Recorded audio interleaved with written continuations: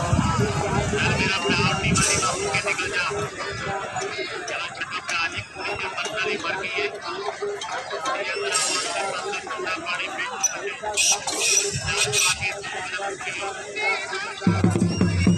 पाके तेरा पाके पाके तैयार करते बड़े दोस्तां बंद कहना नहीं कट लेना नहीं जो कहना है ये लेना है भाई रात के मेरे पैसे मेरे पहले आ गए जाते गए जाते के बाद किसी को याद करता गए जाने के लिए